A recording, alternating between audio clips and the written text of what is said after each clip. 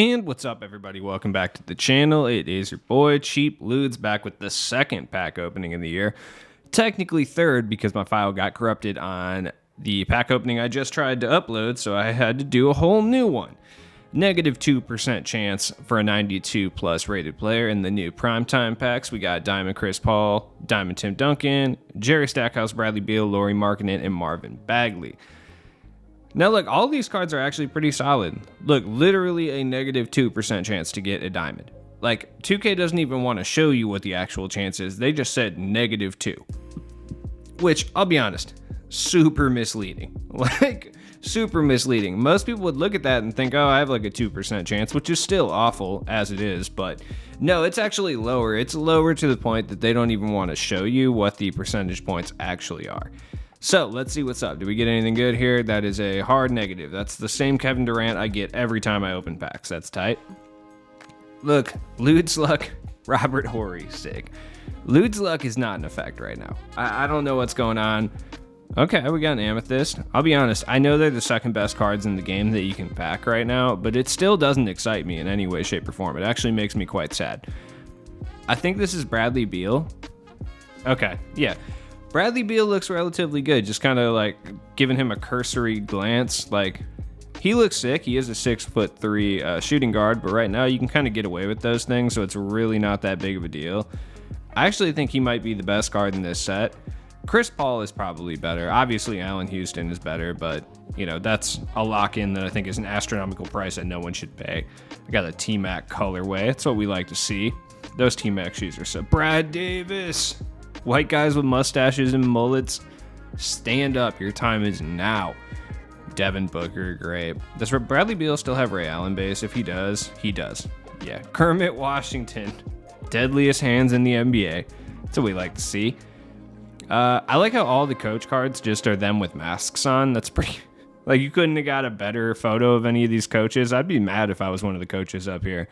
Like, on these cards, I'd be upset. Granted, I don't think any of them actually play 2K or own a console. They probably think video games are still in arcades for the most part.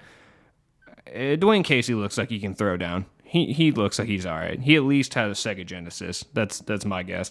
Wally Zerbiak and Doc Rivers. Yeah, this pack has been pain. This pack is pure pain. I'm 15 packs in already, and I only have the Bradley Beal, which is still a good pull. Oh, good. Lauri Markkanen, sick. Ah. Fantastic. Willie Green, Lauri Markkanen, great. All right. Look, there's a lot of pain in this pack opening. You got Kenny Anderson. You know what? That goes for a good 6K. All the Nets players that lock in for James Harden go for a decent amount, so that's not terrible. I could be more upset. I could also be more elated as well. You guys have heard me more excited. Like, this pack doesn't contain Tracy McGrady or even Jalen LeCue. So I'm not really too excited. Oh, by the way, those of you who are watching this, I am still working on the rest of the 2K21 documentary. It's just I've been doing so many 2K22 videos, I haven't had time to do it. So I will do it. Look at Mark Degenalt. I don't know if that's how you say his name. I highly doubt it. Is the 93 Bulls playbook worth anything? Probably not. I would be willing to say a lot of people don't run the triangle offense in 2K. But if there is a year where that is effective, it will be this year. Ooh, I got 400 cards. Look at me out here stunting.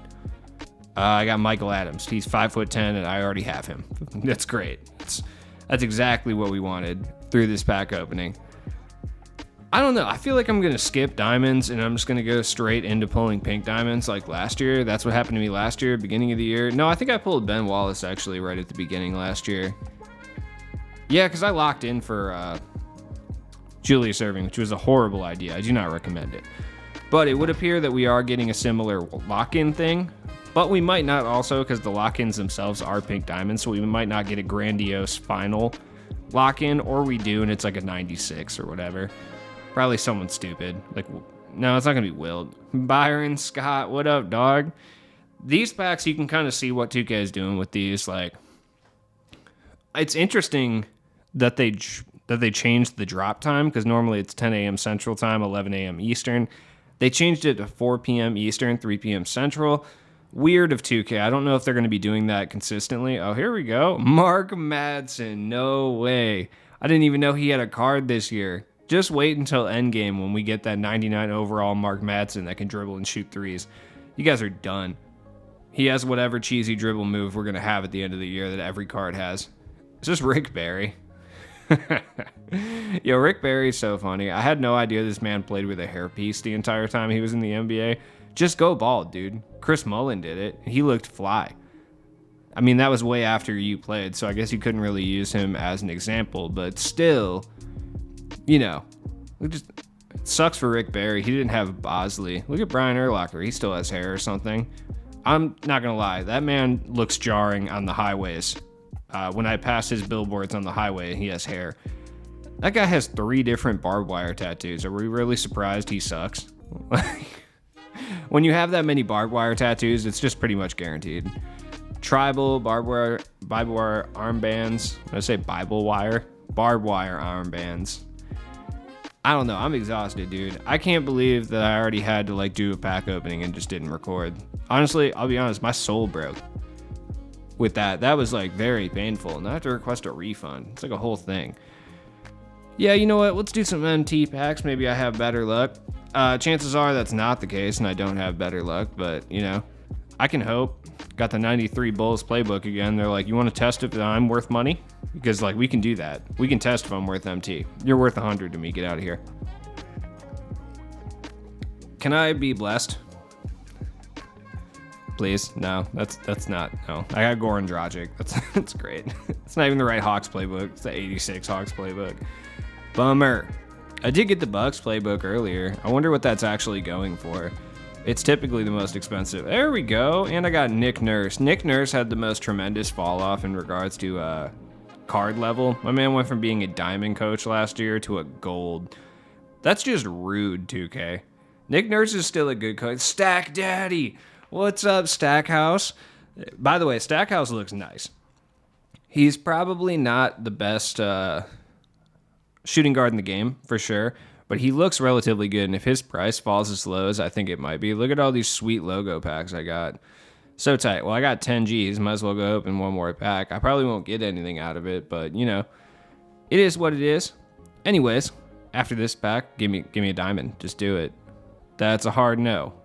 And it is Lori marketing again, oh my word. Okay, let's go look at the market and see if any of these cards are worth picking up. First things first. There's some new agenda stuff, 20 points with Marvin Bagley in a triple threat offline game and a single one. That sucks. Stackhouse, Beal, 3-pointers, Chris Paul assist, Duncan, points in the paint, whatever. Win a game of TT or TTO using 3 original owner primetime cards and then 10 rebounds with original owner primetime Marvin Bagley. Which these aren't guaranteed packs, so it's probably not worth opening packs just to do that one agenda challenge. That's my own thought on it. I do not think it's worth doing that. We didn't get a challenge for these packs, really? Even a spotlight challenge or anything? That's so weird. I'm so shocked. No, for real. I'm not even being sarcastic. I'm actually, shocked we didn't get that. That's ridiculous. Wow. 2K didn't even give us something to grind. I mean, most people haven't finished Domination and stuff, but still. All right.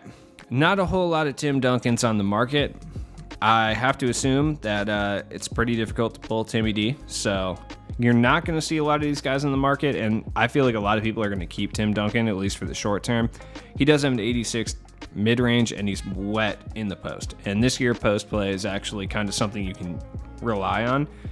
Oh, he's a great interior defender, too. Tim Duncan actually might be pretty good.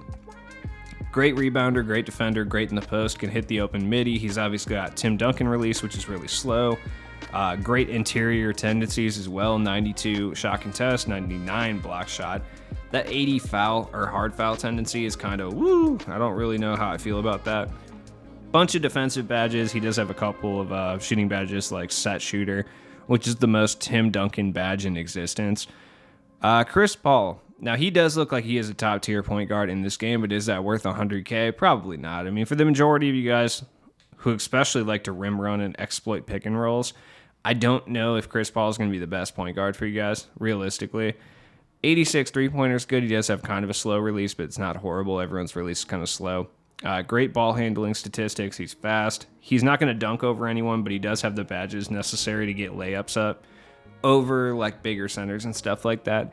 We're really going to see the power of those badges with Chris Paul, because right now, if you make it to the rack, even like a Sapphire Kareem will come up and like swat you nine times out of 10, maybe 7 out of 10.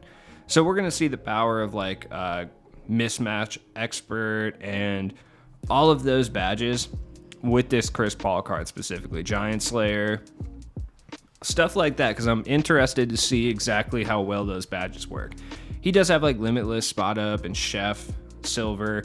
He's got a great amount of badges, but he's not the greatest card in the world. But we'll see. We'll see when the gameplays come out. We'll see how good Chris Paul actually is.